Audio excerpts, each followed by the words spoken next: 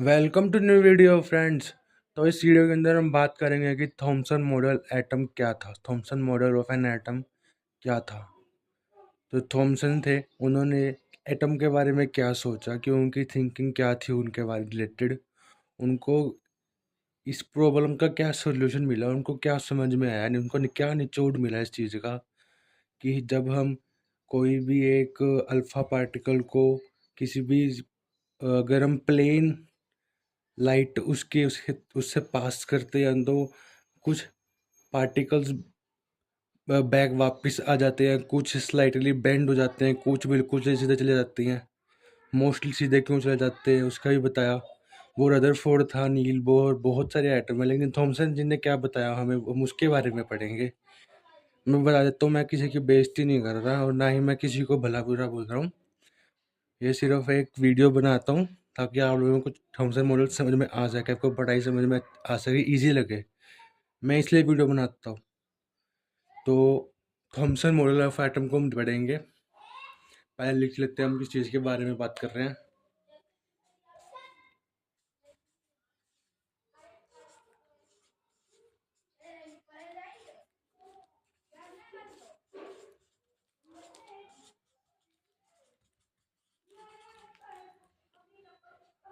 Thompson models of atom.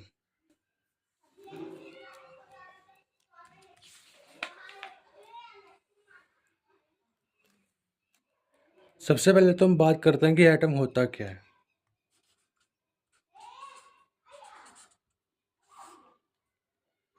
देखो, atom को हम इनडिविजिबल कहते हैं, पार्टिकल कहते हैं, और भी काफ़ी चीज़ें यूज़ हो चुकी हैं एटम में, जैसे जो कि हम मोल कंसेप्ट पढ़ते हैं। 1 mole is equal to 6.022 into 10⁻23 particles, जो कि बताता है कि एक मोल के अंदर कितने एटम्स हैं, कितने मोलिक्यूल्स हैं, एक मोल ऑफ मोलिक्यूल में कितने मोलिक्यूल्स होते हैं, ये सब कुछ बताता है। मोल कंसेप्ट हम उसमें पढ़ते हैं, लेकिन फिलहाल हम एटम के बारे में पढ़ रहे हैं। तो एटम के बारे में मैं ये बताना चाहूँगा कि एटम एक इनडिविजिबल पार्टिकल होता है।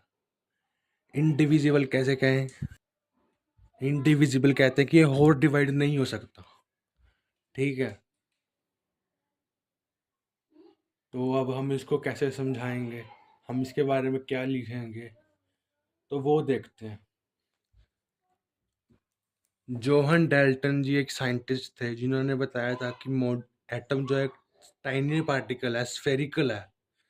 यहाँ तक कि यहाँ हमें किसी ने नहीं बताया कि आखिर ये स्फेरिकल क्यों होता है।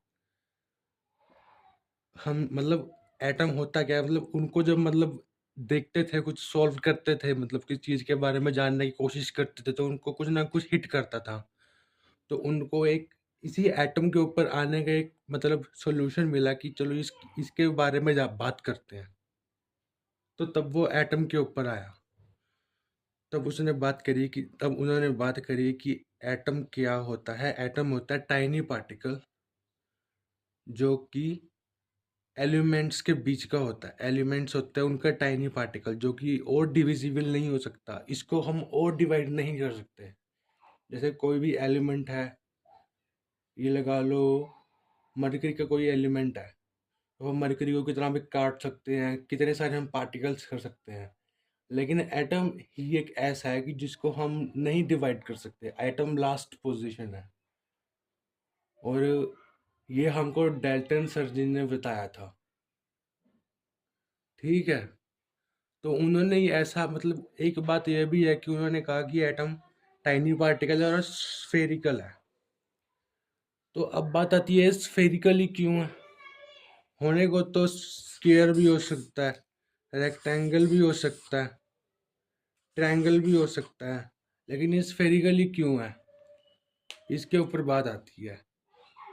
तो इसका सॉल्यूशन, इसका आंसर ये है कि स्फेरिकल ही एक बहुत ही नेचुरल ऑब्टेनिंग कंडीशन है, बहुत ही नेचुरली ऑब्टेन्ड आत्मा कह रहा हूँ, आत्मा बहुत ही नेचुरली कंटेंट आत्मा है, एक ऐसी वो है। मतलब एक कैसे कहेंगी ना, ये स्फेरिक पानी की ड्रॉपलेट ले लो, स्फेरिकल है। ठीक है, और भी काफ़ी चीज़ें हैं जैसे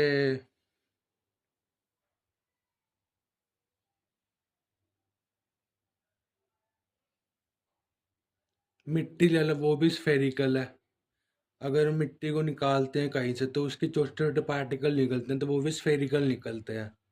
तो वहीं से डिफाइन आया कि अच्छा कि ये एटम स्फेरिकल होता है। तो अब आपको पता चल ही गया होगा कि हम एटम को हम स्फेरिकल क्यों लिखते हैं, स्क्वायर रेक्टेंगल ट्रायंगल क्यों नहीं लिखते, स्फेरिकल ही हम क्यों लिखते हैं, मेन हमारा स्फेरिकल ही क्यों है, ये आपको अब समझ आ गया होगा। तो अब बात आती है थॉमसन मॉडल ऑफ एटम की। वो थॉमसन मॉडल ऑफ एटम क्या है? उन्होंने कहा कि एटम एक वाटरमेलन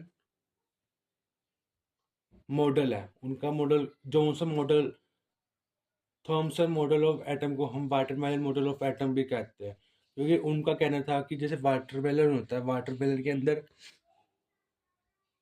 सीड्स होते हैं। एक ये सीड होगा कि ये सीड होगा, कि ये सीड होगा, ये सीड होगा, ये काफ़ी सीड्स होते हैं। तो तब वहाँ से हमें पता चलता है कि अच्छा ये इसके अंदर काफ़ी सीड्स हैं, बीज हैं। तो ये जैसे वाटरमेलन के अंदर काफ़ी सीड्स होते हैं, वैसे ही एक एटम के अंदर काफ़ी ही पॉजिटिव चार्ज, नेगेटिव चार्ज और न्यूट्रल चार्ज रहने वाली स्पीशीज होती हैं। वहाँ से हमको ये पता चला। तो उनका काफ़ी कुछ समझाना रहा था। और भी साइंटिस्ट हैं, रदरफोर्ड हो गए।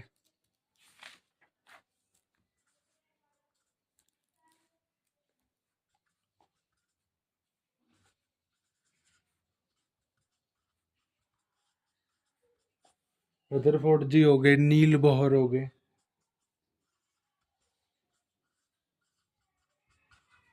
नील बोहर, रदरफोर्ड और भी काफ़ी साइंटिस्ट हैं जिन्होंने एटम के बारे में जानने की कोशिश करी। और आजकल प्रेजेंट में क्या चल रहा है? आजकल प्रेजेंट के अंदर ऑर्बिटल, मोलिक्यूलर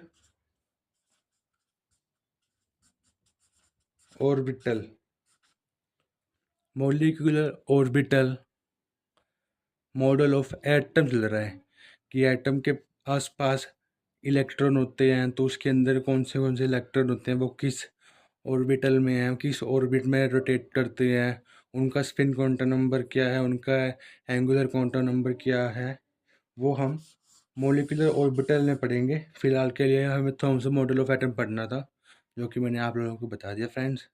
इस वीडियो में इतना ही, अब आपको मिलेंगे नेक्स्ट वीडियो में। Till then, bye bye friends.